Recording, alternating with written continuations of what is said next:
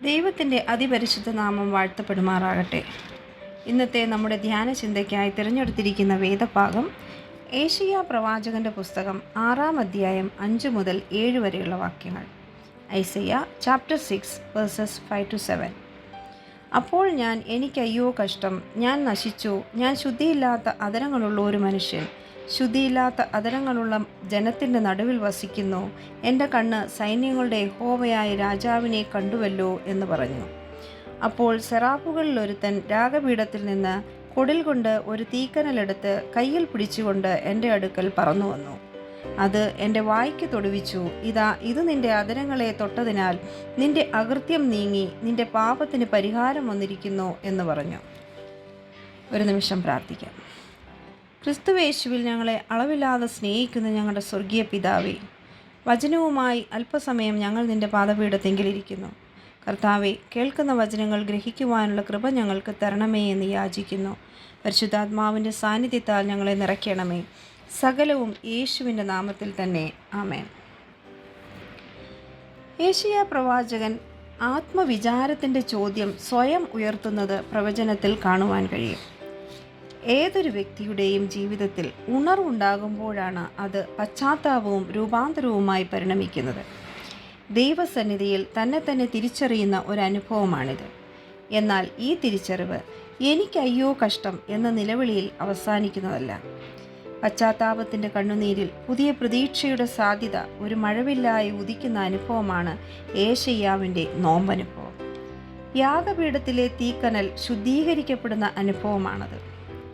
നോമ്പ് ദൈവത്തിൻ്റെ ഹൃദയത്തോട് ചേർന്നിരുന്ന് നമ്മെക്കുറിച്ചുള്ള ദൈവത്തിൻ്റെ ഉദ്ദേശം മനസ്സിലാക്കി ദൈവത്തിൻ്റെ സ്വപ്നങ്ങളിലേക്ക് വളർന്ന് ജീവിതം ധന്യമാക്കുവാനും അനേകർക്ക് അനുഗ്രഹമാക്കി തീർക്കുവാനുമുള്ള അവസരമാണ്.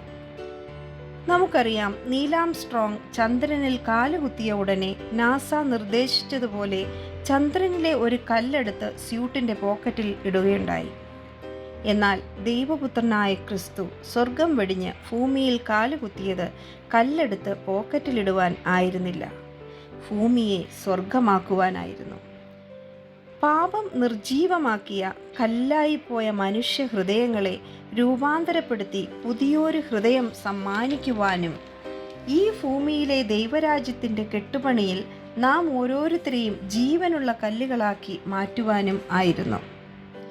ദൈവപുത്രനായ ക്രിസ്തു മനുഷ്യപുത്രനായി ഭൂമിയിൽ പിറന്നു വീണ മഹാസംഭവത്തെക്കുറിച്ച് വിശുദ്ധ യോഹന്നാൻ എഴുതിയ സുവിശേഷം 1-ാം അധ്യായം 14-ാം വാക്യത്തിൽ ഇപ്രകാരം പറയുന്നുണ്ട്: വചനം ജഡമായി തീർന്നു, കൃപയും സത്യവും നിറഞ്ഞവനായി നമ്മുടെ ഇടയിൽ പാർത്തു. ഞങ്ങൾ അവൻ്റെ തേജസ് പിതാവിൽ നിന്ന് ഏകജാതനായവൻ്റെ തേജസ്സായി കണ്ടു. ക്രിസ്തുവിൻ്റെ വരവാണ് മണ്ണടിഞ്ഞ മനുഷ്യനെ മർത്യതയിൽ നിന്നും വിണ്ണണിഞ്ഞ നിത്യതയിലേക്ക് കുതിച്ചു ചാടുവാൻ സഹായിച്ചത്. ലോകം കണ്ട ഏറ്റവും വലിയ യാഗപീഠം ഒരുക്കപ്പെട്ടത് കാൽവരി ക്രൂശിലാണ്. ദൈവപുത്രൻ കുരിശിൽ തൂക്കപ്പെട്ടപ്പോൾ മനുഷ്യന് പാപത്തിൻ്റെ അന്ധകാരത്തിൽ നിന്നും പാപത്തിൻ്റെ ശമ്പളമായ മരണത്തിൽ നിന്നും മോചനം ലഭിക്കുകയാണ് ഉണ്ടായത്. ക്രിസ്തുവാകുന്ന യാഗപീഠത്തിലെ കനലുമായി ബന്ധപ്പെട്ട് ശുദ്ധീകരണം പ്രാപിക്കുന്ന അനുഭവമാണ് നോമ്പ്. ദൈവവചനം കനലുകളുടെ നെരിപ്പോടാണ്. ആ നെരിപ്പോടിൽ നിന്ന് അകന്നു നിൽക്കുന്ന കനലാണെങ്കിൽ അത് കെട്ടുപോവുക തന്നെ ചെയ്യും. നെരിപ്പോടിലേക്ക് തീക്കനലുമായുള്ള ബന്ധത്തിൽ വന്നെങ്കിൽ മാത്രമേ വീണ്ടും ജ്വലിക്കുവാൻ നമുക്ക് സാധിക്കുകയുള്ളൂ.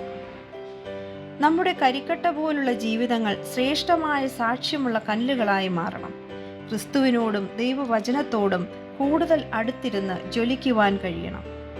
വചനത്തിൻ്റെ കനലുകളിൽ എരിയുമ്പോൾ ആത്മതപനത്തിൻ്റെ കണ്ണീർ തടങ്ങളിൽ വിശുദ്ധിയുടെ പുഷ്പങ്ങൾ പൂത്തുലയും. ദൈവവചനത്തിൻ്റെ അടരുകൾ വിടരുമ്പോൾ പടരുന്ന വെളിച്ചമാണ് ജീവിതത്തെ പ്രകാശപൂരിതമാക്കുന്നത്. ഓരോ വചന കേൾവിയും നമ്മുടെ ഉള്ളിൽ നിന്നും പുതിയൊരു ജീവിതം വിരിയിച്ചെടുക്കുവാനുള്ള അവസരമാണ്. സമ്പന്നതയുടെയും ആഡംബരത്തിൻ്റെയും ആധുനിക സംസ്കാരത്തിൽ മനുഷ്യത്വം നഷ്ടപ്പെട്ടു പോകാതെ ദൈവരാജ്യ പ്രമാണങ്ങളോടൊത്ത് ജീവിക്കുവാൻ നമുക്ക് കഴിയണം. അനുതാപത്തിൻ്റെ താക്കോലെടുത്ത് ഹൃദയവാതിലുകൾ തുറന്ന് വാതിലിന് പുറത്തു നിർത്തിയിരിക്കുന്ന യേശുവിനെ ഭവനത്തിലേക്കും ഹൃദയത്തിലേക്കും പ്രവേശിപ്പിച്ച് അവനോടുകൂടി സ്നേഹ കൂട്ടായ്മയിലും തിരുവത്താഴത്തിലും പങ്കുകാരാകുവാൻ നമ്മെ ഓരോരുത്തരെയും നാം ഒരുക്കണം. ദൈവം നമ്മുടെ ഉള്ളിൽ വന്ന് നിറഞ്ഞാൽ വസന്തത്തെ ഹൃദയത്തിലേറ്റുവാങ്ങി പൂത്തുലയുന്ന പൂമരങ്ങളായി നാം മാറും. ഈ നോമ്പുകാലം ക്രിസ്തുവിലേക്കുള്ള നമ്മുടെ ദൂരം കുറയ്ക്കുവാൻ നമ്മെ ഓരോരുത്തരെയും സഹായിക്കട്ടെ എന്ന് പ്രാർത്ഥിക്കുന്നു. ദൈവം നമ്മെ അനുഗ്രഹിക്കട്ടെ.